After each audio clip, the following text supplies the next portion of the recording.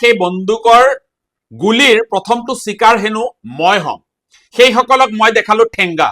উচ্ছেদ আৰু ৰাজনীতি এই বিষয়ৰ সামগ্ৰিক আলোচনা লৈ মই শাহনৱাজ। আজি আমি উচ্ছেদ আৰু ৰাজনীতি এই বিষয়ক লৈ এক বিস্তৃত আলোচনা আগবঢ়াব বিচাৰিছো। ভিডিঅ'টো শেষলৈ চাব আৰু ভিডিঅ'টো যিমান পাৰে শ্বেয়াৰ কৰিব।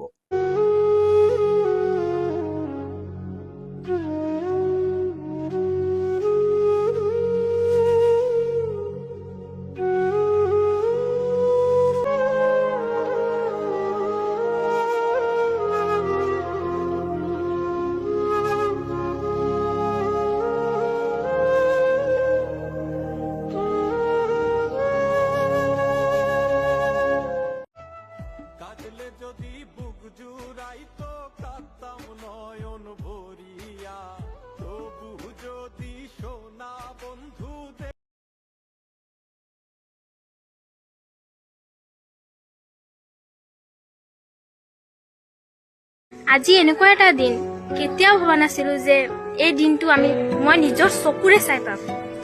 মানুহে ঘৰবোৰ ইমান ধুনীয়াকে বনাইছিলে, আজি নিজৰ হাতেৰে ঘৰবোৰ ভাঙি পেলাই আছে। ইমান বেয়া লাগিছে দেখি। আৰু এইখন গাঁৱত ইমান ছাত্ৰ ছাত্ৰী আছে, 100জন ষ্টুডেণ্ট এবাৰ মেট্ৰিক দিলেহেঁতেন। সেইটো ভৱিষ্যত কি হ'ব সুধিছিলো 2-এজন মানক, কৈছে কি কৰিম, বাদ দিম, ইয়াতে সামৰিম, আমাৰ স্কুল পঢ়িব নালাগে, তেনেকুৱাই কৈছে। আমি মিয়াবোৰ কি মানুহ নহয় নেকি? এটাই ভুল, আমি মিয়া হলেওতো আমাৰ এটা মন আছে, এটা আশা আছে। আমিও এখন পৃথিৱীত জীয়াবৰ অধিকাৰ আছে আমাৰ। মই নিজৰ চকুৰে দেখিছিলো দেউতা ইমান কষ্টকে টকা উপাৰ্জন কৰি এই ঘৰখন বনাইছিল, কিন্তু আজি দুখ বহুত লাগিছে যে এই ঘৰখন ভাঙি পেলাব। ঘৰ ইমান কষ্টকে বনাই আজি নিজৰ হাতেৰে ভাঙিব লগা হৈছে। এই ঘৰখন এৰি যাব অলপো মন যোৱা নাই। আমাৰ মিয়াবোৰৰ কি এখন পৃথিৱীত জীয়াই থকা অধিকাৰ নাই নেকি? যদি চৰকাৰৰ এইকেইডোখৰ জেগাত এভেকশ্যন কৰিবলৈ আছিলে বা এইকেইডোখৰ জেগা ফৰেষ্টৰ মাতিব, তেন্তে কিয় চৰকাৰী ঘৰ দিছিল, কিয় পইচা দিছিল? সেই চৰকাৰে ঘৰ দিছিল, তাতে মানুহে ইমান কষ্ট কৰি পইচা মিলাই মেলি ঘৰ বনাইছিল, আৰু সেই ঘৰখন আজি নিজৰ হাতেৰে ভাঙিব লগা হৈ আছে। গাঁৱৰ অৱস্থা দেখি ভয় লাগি যায়। এনেকুৱা অৱস্থা এখন গাঁৱত ঘূৰিবলৈ এতিয়া ভয় লগা হৈছে। ইফালে মানুহ সিফালে মানুহ, কোনোবাই কি বা কয়। আমাৰ কি জীয়াই থকা অধিকাৰ নাই নেকি? এটা কাম কৰিব পাৰে, আমাক চৰকাৰক এটাই মনৰ পৰা অনুৰোধ কৰিছো যে আমাৰ মিয়াখিনিক ইমান হাৰাশাস্তি দিয়াতকে একেলগে গুলিয়াই মাৰি পেলাওক। এইখিনি চোৱাৰ পিছত আপোনাৰ হৃদয়ত যদি অকণমানো সহানুভূতি জগা নাই, তেন্তে আপুনি এগৰাকী পাষাণ হৃদয়ৰ ব্যক্তি। কেৱল মুছলমান হোৱা বাবে, কেৱল মিয়া হোৱা বাবে এই উচ্ছেদিত মানুহখিনিৰ ক্ৰন্দনে যদি আপোনাক অকণমানো গলাব পৰা নাই, তেন্তে আপুনি নিশ্চয়কৈ এগৰাকী কঠিন হৃদয়ৰ ব্যক্তি।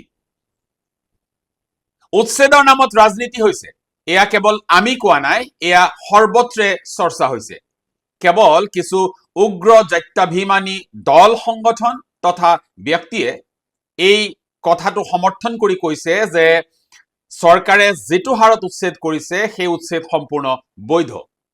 কিন্তু এই কথাটোক নস্যাৎ কৰি মাননীয় উচ্চতম ন্যায়ালয়ে এই উচ্ছেদক অবৈধ ঘোষণা কৰিছে, যাৰ বাবে গোৱালপাৰা, ধুবুৰী আদি অঞ্চলত হোৱা উচ্ছেদসমূহক লৈ চৰকাৰী বিষয়া তথা কৰ্তৃপক্ষলৈ জাননী জাৰি কৰিছে।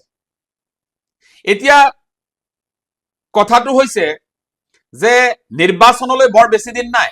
2026ৰ নিৰ্বাচন চমু চাপি অহাৰ লগে লগে শাসক পক্ষই উচ্ছেদক লৈ এটা ৰাজনৈতিক পৰিৱেশ সৃষ্টি কৰিব বিচাৰিছে, যি পৰিৱেশৰ গইনা লৈ আচলতে শাসনৰ গাদী বা শাসনৰ বাঘজৰী যাতে তেওঁলোকে পুনৰ দখল কৰিব পাৰে, তাৰেই যেন এক চক্ৰান্ত চলিছে। উচ্ছেদ হৈছে সেয়া ভাল কথা, কাৰণ চৰকাৰী মাটি খালী কৰিবই লাগিব, বনাঞ্চলসমূহত থকা অবৈধ উচ্ছেদ ধ্বংস কৰিবই লাগিব। নিশ্চয়কৈ প্ৰশংসনীয় কথা। কিন্তু যিসকল ব্যক্তিক উচ্ছেদ কৰা হৈছে সেই ব্যক্তিসকল সঁচাকৈ বাংলাদেশী নে? সেই ব্যক্তিসকল সঁচাকৈ অবৈধ নাগৰিক নেকি? যদি তেওঁলোক অবৈধ নাগৰিক তেন্তে যুগৰ পিছত যুগ ধৰি তেওঁলোক সেই অঞ্চলত কিদৰে বসবাস কৰি থাকিব পাৰিলে? আজি দল সংগঠনবোৰ চৰকাৰৰ প্ৰৰোচনাত জাগ্ৰত হৈছে, তেওঁলোকৰ জাত্যাভিমান জাগ্ৰত হৈছে, তেওঁলোকে হাতত জোৰ লৈ সমদল কৰিছে যে বাংলাদেশী অবৈধ মিয়াক খেদিব লাগে। ভাল কথা, আমি সমৰ্থন কৰিছো। বাংলাদেশী অবৈধ মিয়াক এই ৰাজ্যৰ পৰা বিতৰণ কৰিব লাগে। কিন্তু বাংলাদেশী মিয়া বিতৰণৰ নামত দল সংগঠনসমূহে যি ধৰণে বৈধ ভাৰতীয় নাগৰিকক অত্যাচাৰ কৰিছে, অমানৱীয় ধৰণে তেওঁলোকে মানসিক নিৰ্যাতন কৰিছে, এই কথাৰ আমি বিৰোধিতা কৰিছো। এই কথাক আমি তীব্ৰ ভাষাৰে নিন্দা কৰিছো। আমি দেখিছো সিদিনা উৰিয়াম ঘাটৰ পৰা জাননী পোৱাৰ পিছত তাত থকা ব্যক্তিসকলে তেওঁলোকৰ সামান্য ঘৰ বাৰীৰ যি সা সামগ্ৰী আছে সেয়া লৈ তেওঁলোক উভতি আহিব লওঁতে বাটত তথাকথিত কিছু গুণ্ডা, ছাত্ৰ সংগঠন হওক, যুৱ সংগঠন হওক, কিছু গুণ্ডা সদৃশ সংগঠনৰ নেতৃত্বই ভয় ভাবুকি প্ৰদৰ্শন কৰি তেওঁলোকৰ নথি পৰীক্ষা কৰিছে, তেওঁলোকক ভাবুকি দিছে। এই যে পৰিৱেশটো হৈছে, এই পৰিৱেশটো চাই আমি কবলৈ বাধ্য হৈছো যে অসমত চৰকাৰৰ শাসন চলিছে নে এই গুণ্ডা ৰাজ চলিছে। এই কথাৰ উত্তৰ অসমৰ ৰাইজে জানিব বিচাৰিছে। পুলিচ থকাৰ পিছত, প্ৰশাসন সচেষ্ট হৈ থকাৰ পিছত ভাৰতীয় নাগৰিকক এইদৰে হাৰাশাস্তি কৰাৰ অধিকাৰটো এইসকল গেৰুৱা শিবিৰৰ ভিত্ত দল সংগঠনক কোনে অধিকাৰটো দিলে, এই কথা আমি জানিব বিচাৰিছো। আমি অসমৰ বিবেকবান প্ৰতিজন নাগৰিকক এই কথাৰ প্ৰতিবাদ কৰিবলৈ আহ্বান জনাইছো যে এনেদৰে বৈধ ভাৰতীয় নাগৰিকক কেৱল এটা অঞ্চলৰ পৰা জাননী পোৱাৰ পিছত তেওঁলোকে স্বগৃহলৈ উভতি আহিবলৈ যুঁজা কৰি থাকোতে যি ধৰণে তেওঁলোকক কাণত ধৰি থাক, ইয়াৰ পৰা তহঁত যাব লাগিব, তহঁতৰ কি কাগজ পাতি আছে ইত্যাদি বিভিন্ন কথাৰে তেওঁলোকক যি ধৰণে হাৰাশাস্তি কৰিছে সেই ফুটেজসমূহ আমাৰ সন্মুখলৈ আহিছে, আমি দেখিছো। এতিয়া এই যে উচ্ছেদসমূহ কৰা হৈছে, এই উচ্ছেদসমূহ সঁচাকৈ খিলঞ্জীয়াৰ স্বাৰ্থত কৰা হৈছে নে? যদি খিলঞ্জীয়াৰ স্বাৰ্থত এই উচ্ছেদসমূহ কৰা হৈছে তেন্তে এয়া কি?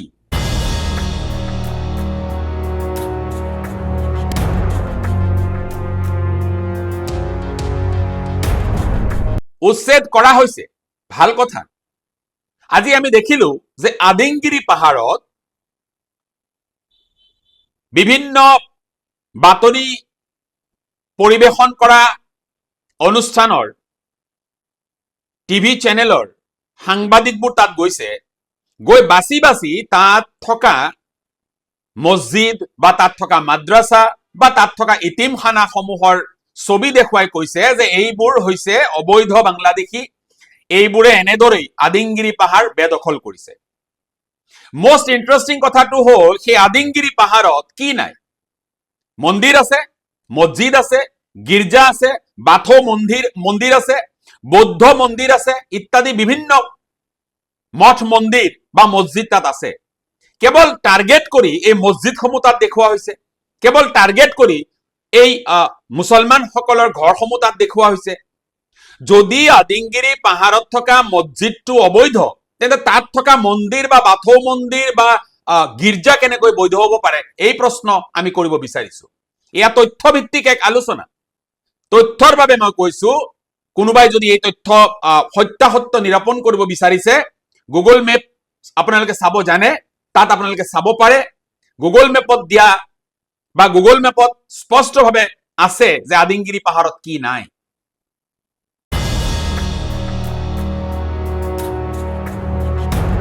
অলপতে গোৱালপাৰাত উচ্ছেদ কৰা হৈছে আৰু গোৱালপাৰা উচ্ছেদ কৰাৰ পিছ মুহূৰ্ততে ডেমোগ্ৰাফিক চেঞ্জ হৈছে বুলি চিঞৰ বাখৰ হুলস্থুল কৰি অসমত এটা পৰিৱেশ সূচনা কৰিব বিচৰা হৈছে। তাত কোৱা হৈছে যে গোৱালপাৰাত হিন্দু মানুহৰ সংখ্যা কমিছে, গোৱালপাৰা জিলাত হিন্দু মানুহৰ সংখ্যা কমিছে। এই এটা নেৰেটিভ সৃষ্টি কৰিব বিচৰা হৈছে।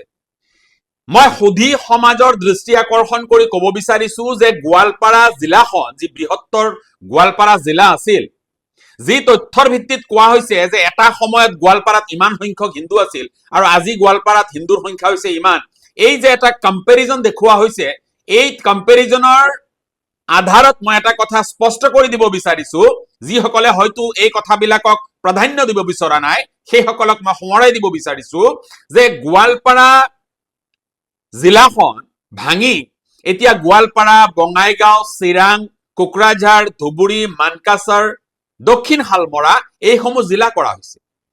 গতিকে এটা বৃহত্তৰ জিলা স্বাভাৱিকতে যিসকল হিন্দু আছিল তেওঁলোক এতিয়া বিভিন্ন জিলাসমূহত সিঁচৰতি হৈ পৰাৰ বাবে হিন্দুৰ সংখ্যা গোৱালপাৰা জিলাত স্বাভাৱিকতে কমিছে। কিন্তু এইটোকে এটা নেৰেটিভ হিচাপে লৈ মুছলমানৰ জনসংখ্যা ইমান হৈছে, হিন্দুৰ জনসংখ্যা ইমান হৈছে, এইটো এটা গণতান্ত্ৰিক দেশত, এটা ধৰ্ম নিৰপেক্ষ দেশৰ এখন ৰাজ্যত এনেধৰণৰ নেৰেটিভ সৃষ্টি কৰা কথাটোৱে কি বুজাইছে? কেৱল ধৰ্মীয় আবেগ আৰু অনুভূতি সৃষ্টি কৰি শাসনত বহি থাকিবৰ বাবে এটা আছাম শাসনৰ বাবে অন্ধ, শাসনৰ বাবে যিকোনো পৰ্যায়লৈ যাব পৰা মানুহে এনেধৰণৰ নেৰেটিভ সৃষ্টি কৰিব বিচাৰিছে। আজি কোৱা হৈছে যে উৰিয়াম ঘাটতেই হওক বা আদিংগিৰি পাহাৰেই হওক বা গোৱালপাৰা জিলাতেই হওক, ধুবুৰী জিলাতেই হওক, বিভিন্ন চৰকাৰী মাটিত বা বনাঞ্চল সমূহত অবৈধ মানুহৰ বসতি স্থাপন হৈছে। সেই সকলৰ জ্ঞাতাৰ্থে মই জনাই দিব বিচাৰিছো যে বিগত প্ৰায় 77 বছৰত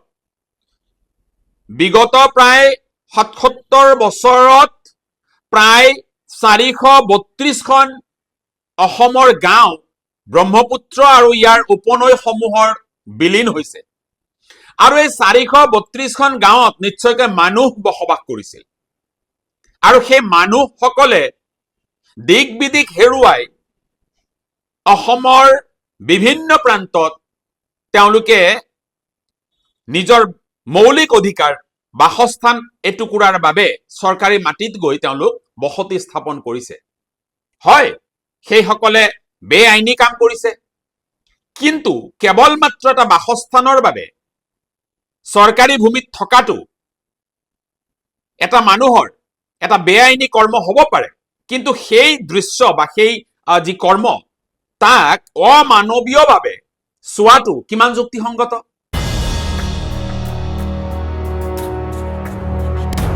আজি এইসকল মানুহ যদি অবৈধ বাংলাদেশী, তেন্তে এই ন্যায়ালয়ৰ নিৰ্দেশ মৰ্মে এইসকল মানুহৰ বাবে ক্ষতিপূৰণৰ ব্যৱস্থা কিয় চৰকাৰে কৰিছে? কিয় চৰকাৰে সেইসকলক খাদ্য ব্যৱস্থা কৰিছে, পুনৰ সংস্থাপনৰ ব্যৱস্থা কিয় কৰিছে? এই কথাসমূহ গাপ দি কেৱল মাত্ৰ এটা আবেগ সৃষ্টি কৰি যি ৰাজনীতি অসমত চলিছে, এই ৰাজনীতি অসমৰ বিবেকবান মানুহখিনিয়ে বুজি পাইছে। কিন্তু এচাম অন্ধভক্ত আছে যিসকলে হয়তো ইতিহাস নাজানে, কেৱল আবেগত তেওঁলোক দৌৰে, তেওঁলোকৰ মন মগজুত প্ৰতি মুহূৰ্তত কেৱল আবেগে ক্ৰিয়া কৰে, যাৰ বাবে তেওঁলোকে আচল সত্যটো দেখিও নেদেখাৰ ভাওজোৰে বা বুজি নাপায়। পৰিণতি যেতিয়া উচিত কথাসমূহ মানুহৰ সন্মুখলৈ আহে তেতিয়া তেওঁলোকে চিঞৰ বাখৰ হুলস্থুল কৰি এটা অৰাজক পৰিৱেশ সৃষ্টি কৰিব বিচাৰে। কিছুমান চান্দাজীৱী সংগঠনৰ এই অবৈধ নেতাবোৰক দেখিলে আমাৰ হাঁহি উঠে। তেওঁলোকক হেনো AK-47 লাগে, তেওঁলোকক হেনো ষ্টেন গান লাগে, তেওঁলোকক হেনো মেচিন গান লাগে। এই ভাৰতীয় নাগৰিকসকলক অবৈধ সজাই গুলিয়াবলৈ বোলে তেওঁলোকক AK-47ৰ প্ৰয়োজন হৈছে। এটা গুৰুত্বপূৰ্ণ কথা মই ক'ব বিচাৰিছো, আমি বিভিন্ন সময়ত এই অনিয়ম, এই ধৰণৰ অৰাজক পৰিৱেশৰ বিৰোধিতাৰে আমাৰ বক্তব্যসমূহ পৰিৱেশন কৰিবলৈ যত্ন কৰিছো। আৰু আমি দেখিছো বিভিন্ন সময়ত কিছুমান গোবৰ ভক্ত, কিছুমান অন্ধভক্তই গোবৰ সেৱন কৰি, ৰাতিপুৱাই গোমূত্ৰ সেৱন কৰি ৰাতিপুৱাই মদ সেৱন কৰি মগজু বিহীন কিছুমান ব্যক্তিয়ে আমাৰ এই ভিডিঅ'সমূহৰ তলত কমেণ্ট কৰে। তাৰে কেইটামান কমেণ্টৰ স্ক্ৰীনশ্বট আমি ৰাখিছো। তাত দেখিছো বহুতে কমেণ্ট কৰিছে যে চৰকাৰে বন্দুকৰ লাইচেন্স দিয়াৰ পিছত সেই বন্দুকৰ প্ৰথম চিকাৰ হেনো মই হ'ম। বহুতে মোক ভাবুকি দিছে যে চৰকাৰে বন্দুকৰ লাইচেন্স দিলে সেই বন্দুকৰ গুলিৰ প্ৰথমটো চিকাৰ হেনো মই হ'ম। সেইসকলক মই দেখালো ঠেংগা। সেইসকলক মই ঠেংগা দেখালো যে মই কাপুৰুষ নহয়, মই কাৰো ভৃত্য নহয়, মই কাৰো গোলাম নহয়, এজন সাহসী অসমীয়া ল'ৰা মই, কাৰোবাৰ এই ধৰণৰ ভাবুকিক কেৰেপ নকৰা ল'ৰা মই। গতিকে কোনোবাই গোবৰ সেৱন কৰি, কোনোবাই গোমূত্ৰ সেৱন কৰি যদি আমাক ভাবুকি দিবলৈ আহে, সেইসকলক মই কৈছো ঠেংগা দেখালো মই সেইসকলক। আপোনালোকৰ এনেধৰণৰ কাপুৰুষৰ দৰে আচৰণে আমাৰ স্থিতিৰ পৰা বিচলিত হবলৈ আমাক নিশিকায়। আমি আমাৰ স্থিতিত অটল আছো। আমি কথাবোৰৰ যুক্তিযুক্ততা আৰু অধ্যয়ন কৰি কথাবোৰ আমি উপস্থাপন কৰো। আপোনালোকৰ দৰে এই কাৰোবাৰ কথাত নাচি নাথাকো আমি। আপোনালোকৰ দৰে ৰাতিপুৱাই মদ খাই, ৰাতিপুৱাই গোমূত্ৰ সেৱন কৰি আপোনালোকৰ দৰে কাৰোবাৰ প্ৰৰোচনাত আমি নৃত্য প্ৰদৰ্শন নকৰো। উচিত কথাবোৰ কৈছো। এই উচিত কথাবোৰ যিসকলে সমৰ্থন কৰে সেইসকলে আমাক আগুৱাই যাবলৈ আশীৰ্বাদ কৰিছে। আমি সেই আশীৰ্বাদ শিৰত লৈ আগুৱাই যাবলৈ যত্ন কৰিছো। কোনো ৰাজনৈতিক বাসনা আমি পুহি ৰখা নাই। অসমৰ স্বাৰ্থত, অসমীয়াৰ স্বাৰ্থত, হিন্দুৰ স্বাৰ্থত, মুছলমানৰ স্বাৰ্থত, জনতাৰ স্বাৰ্থত আমি আমাৰ কণ্ঠ অব্যাহত ৰাখিম। আৰু যিসকলে ইতিহাস নাজানে, মই সেইসকলৰ জ্ঞাতাৰ্থে এটা তথ্য দিব বিচাৰিছো। ইতিহাস মতে অসম বা আসাম নামটো বৰ বেছি পুৰণি নহয়। এই সৰু ৰাজ্যখন যি যি নামৰ প্ৰাচীন তথা ঐতিহাসিক সাম্ৰাজ্য, ৰাজ্য বা অঞ্চলৰ পৰা সৃষ্টি কৰা হৈছিল, তাৰ প্ৰতিটো অৱস্থাৰে আদিবাসী আছিল সম্প্ৰতি তাচ্ছিল্যৰ পাত্ৰ হৈ অহা মিয়া বা তেওঁলোকৰ পূৰ্বপুৰুষসকল। ইয়াক বোধকৰো কোনো অস্বীকাৰ কৰিব নোৱাৰে। 1874 চনত কাগজে পত্ৰে আৰু 1912 চনতহে বাস্তৱত সৃষ্টি হোৱা অসম ৰাজ্যখন ব্ৰিটিছ চৰকাৰৰ পূৰ্ববংগ ও বেংগল প্ৰদেশৰ অন্তৰ্গত আছিল। তাৰ পূৰ্বে ব্ৰিটিছৰ বেংগল প্ৰেচিডেন্সিৰ অন্তৰ্গত আছিল। তাৰ পূৰ্বে ৰাজ্যখনৰ নামনি অংশ মুছলমান শাসকসকলৰ বংগ বা ঢাকা প্ৰশাসনৰ অধীন আছিল। তাৰো পূৰ্বে আহোম সমাৰখণ্ড বাদে বাকী অংশ কোচ ৰাজ্যৰ অন্তৰ্গত আছিল। আৰু তাৰো পূৰ্বে সমগ্ৰ ভূমিখণ্ড কমতা ৰাজ্যৰ অন্তৰ্গত আছিল। পূৰ্বে প্ৰাচীন কামৰূপ আৰু তাৰ পূৰ্বে প্ৰাচীন প্ৰাগজ্যোতিষ সাম্ৰাজ্যৰ অন্তৰ্গত আছিল। অৰ্থাৎ ঐতিহাসিক অসমক প্ৰাগজ্যোতিষ, কামৰূপ, কমতা, কোচ ৰাজ্য, মুছলিম বংগ, বেংগল প্ৰেচিডেন্সি, পূৰ্ববংগ আৰু অসম হিচাপে বা এইসমূহ অঞ্চলৰ অংগভূমি হিচাপে জনা গৈছিল। এই মিয়াসকল বা এই বাঙালী মুছলমানসকল ইছলামলৈ ধৰ্মান্তৰিত হোৱাৰ পূৰ্বে দ্ৰাবিড়ীয় তথা অষ্ট্ৰিক প্ৰজাতিৰ আদিবাসী আছিল।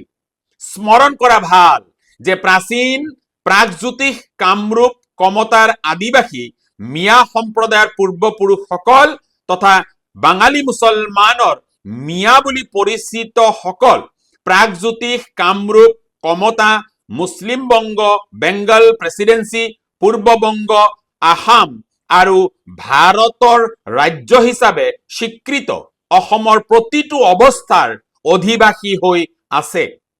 কিন্তু দুখৰ কথা হৈছে এই অধিবাসী, এই মিয়াসকল আজিও ঘৃণিত আৰু যুগে যুগে এইসকল নিৰ্যাতিত হৈ আহিছে। সংশ্লিষ্ট সকলো পক্ষৰ দৃষ্টি আকৰ্ষণৰ বাবে আজিৰ এই তথ্যভিত্তিক আলোচনা আমি আগবঢ়াইছো। বিতৰ্কিত মন্তব্য কৰাসকলে নিজৰ বিবেক বুদ্ধিক সুধি বিতৰ্ক সৃষ্টি কৰিবলৈ মই আহ্বান জনাম। আৰু যিসকল বিবেকবান মানুহ আছে তেওঁলোকে আমি কব বিচৰা কথাখিনি নিশ্চয়কৈ হৃদয়ংগম কৰিব পাৰিব। 2026 আহিছে। 2026ৰ নিৰ্বাচনত গোটেই কথা বতৰাবোৰ পৰ্যালোচনা কৰি অসম আৰু অসমীয়াই এটা উচিত সিদ্ধান্ত ল'ব বুলি আমি আশাবাদী।